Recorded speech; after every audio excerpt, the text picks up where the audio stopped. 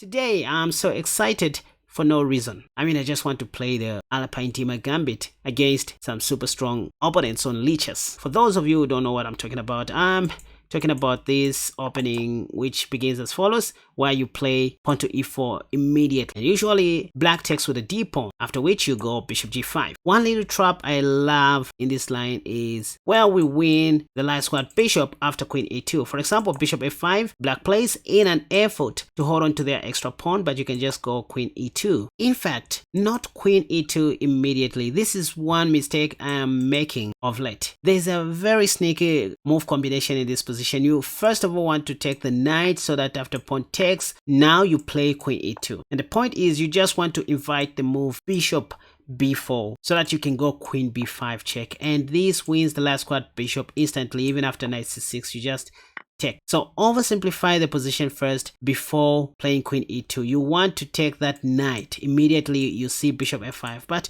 at times I'm only human. I end up forgetting some of these things. Queen e2 is playable, but not the best option due to other moves like c6. You're just late. Even knight bd7, you're going to see these kinds of moves. So I've been facing this quite a lot, which is why you always want to start by taking on f6. Oversimplification is the key in the Popiel Gambit. Let's see what I'm going to do to my opponents in this video. Stay tuned. The question that begs to be answered is, will you watch up to the end? Let's see if you're going to be that person. And hey, remember to subscribe, hit the like button, and leave a comment in the comment section down below. If you can't, share this video for God's sake. Let's go.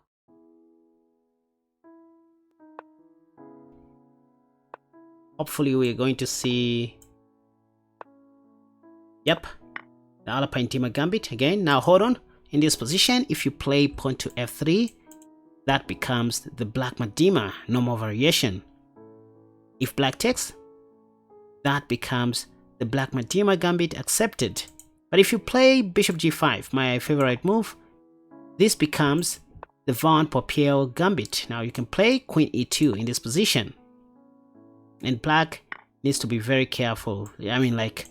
The d4 pawn, which appeared to be a free pawn, is a poison pawn.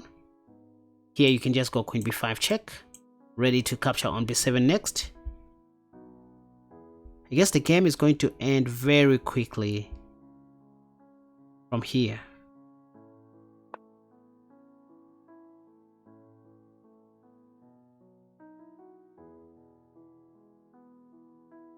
Knight d7.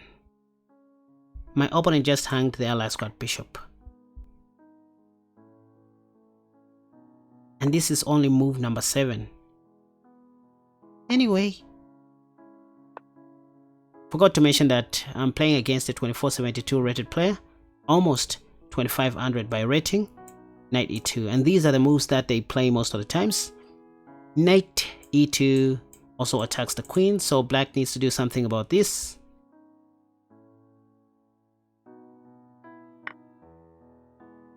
You want to take back with your knight.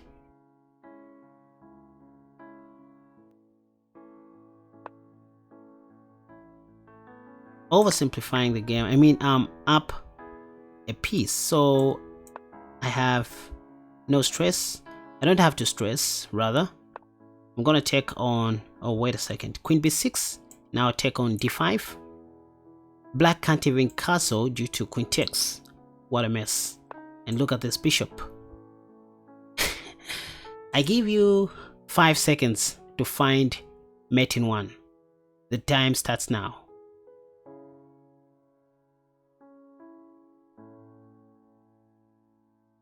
It's your time to checkmate a 2472 rated player before they resign. Okay, they just resigned. Can you find mate in 1 in this position? Anyway, the move is queen d1 check. If rook takes, you take back with a rook, and that'll be checkmate because the dark squared bishop is cutting that diagonal. So I just defeated a 2472 rated player in 13 moves. Again with the Alapin-Diemer Gambit. And why am I calling it the Alapin-Diemer Gambit instead of the Popiel Gambit? This just helps me to recall the strategies, because at times when you play like this, not all your opponents are going to take back with the pawn on e4. Some people take back with the knight, after which you're supposed to take back, and after pawn takes, that's when you play this Alapin bishop e3 move, which we play even in the French defense. The normal Alapin Gambit occurs in the French defense after e6, d4, d5, and bishop e3 once again. I call this the Alapin bishop, and the whole idea is to start developing all your pieces behind that pawn, or in the name of attacking that misplaced pawn. Knight e2 is also an important move. Sooner or later, that pawn will die. This is the Alapin Gambit, and I find this to be so relatable even with the Blackmar-Diemer. If black takes with their knight on e4 and after knight takes pap, bishop e3. Kind of the Alapin Gambit, right? That's why I call this the Alapin-Diemer Gambit, just to remind myself of the Alapin Gambit whenever I'm playing this Blackmar-Diemer variation called the Van Popiel. Simple Simpson. Knight f6. I expect to see pawn to d5 so that I can go pawn to e4. Knight c3.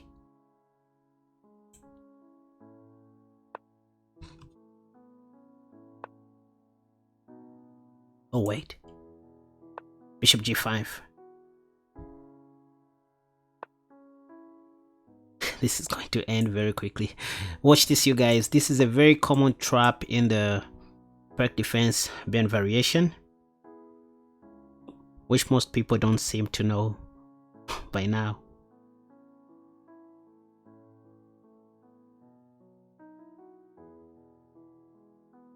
It's my eye. Okay.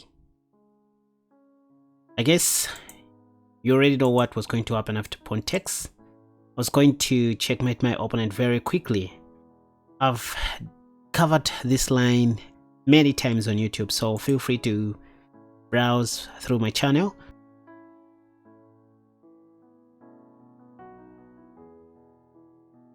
I've covered this line many times. So black played knight fd7. After this, you want to take.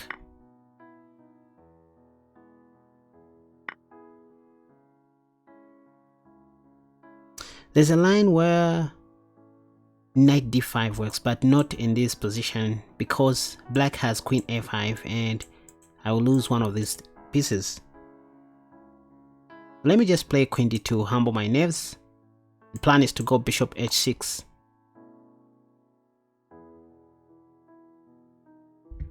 Perhaps I can start pawn storming on the king side as per rule of thumb, or maybe I should have started with bishop h6 first. But my idea with h4 is to go h5. You see knight c6, h5, just break open the king side. This is gonna end very quickly, trust me. Pawn takes.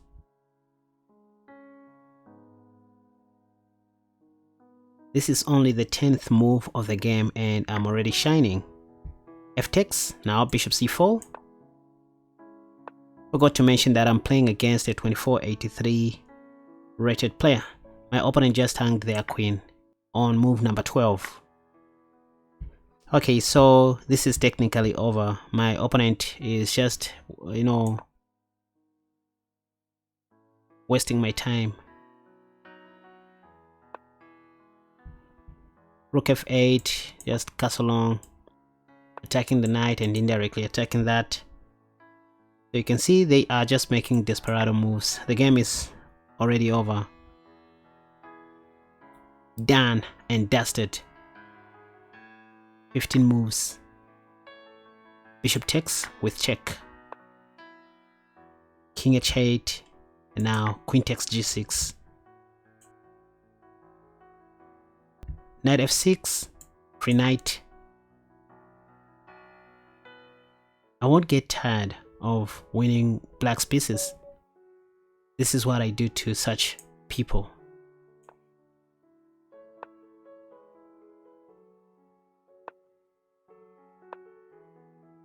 Pawn to e4, first surprise, and bishop g5.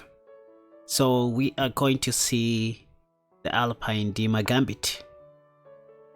Pawn to e6, this is the first time I'm seeing this move. Or is it? I guess I can still go. Can I play queen e2? I'm used to seeing bishop f5 by now.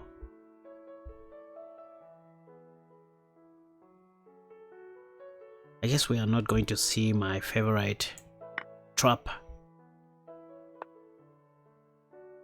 Knight d7.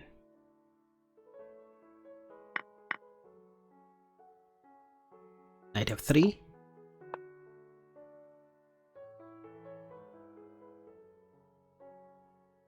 So bishop d3, just simple development. Preparing for a kingside attack. Queen e2 is always important in this Alapin-Diemer Gambit. Let me just go pawn to h4. Why not? The idea is to sacrifice my what bishop with pawn to h6. Rook h5. Can just castle long. Putting my king to safety. Doing king b1. Bishop b7. Activate the knight. Looks like I'm giving up a pawn for free, but I just want my opponent to help me, pave the way for my king's rook. So bishop takes won't be a wise thing to do. Great. Rook e8. Yes, let me provoke my opponent one more time by allowing them to take my g2 pawn.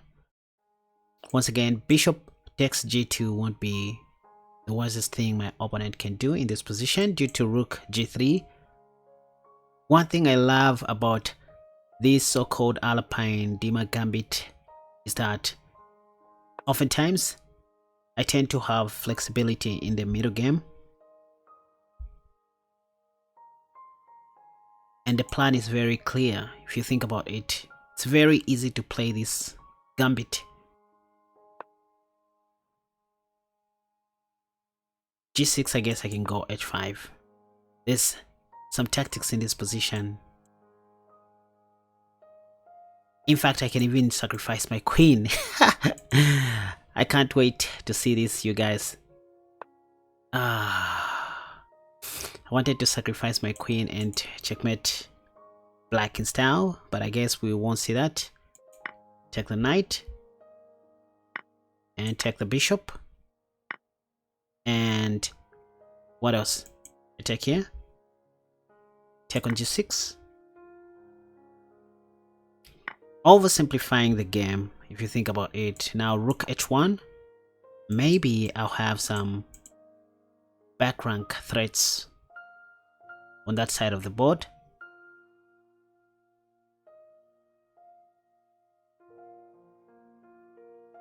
I guess I'm doing fine in this position, even though position looks shaky. And guess what? I can even do this, knowing that the g6 pawn is pinned to the king. Next, I want to give a check. I guess this is game over. Look, pap, and checkmate next, right? Yes, that was checkmate, and that's the reason why my opponent resigned. Great stuff again in the Alapin-Diemer Gambit. I love this opening. This position looks so drawish, but it is still playable if you think about it. This is just the normal queen's pawn game now, but that's the idea, to play an open game. I love this idea of leaving my bishop on g5 in an effort to sacrifice it and castling long later. So if you want to be aggressive, play like this. It is time for me to adopt this Alapin Gambit officially, or the Alapin-Diemer Gambit, because it seems to work wonders even against strong players. Anyway, I hope you guys enjoyed today's lesson. Let me know what you think in the comment section down below. Again, be sure to subscribe, hit the like button and share, because that's the only way you encourage me to make more wonderful videos just like this one. By the way, you can check out my courses at www.KaspaChess.com or on my Patreon page. That's how you support this channel, by the way. I don't ask for donations or free money. So the way you support this channel is by joining one of our membership tiers on Patreon or simply buying my courses. That really helps.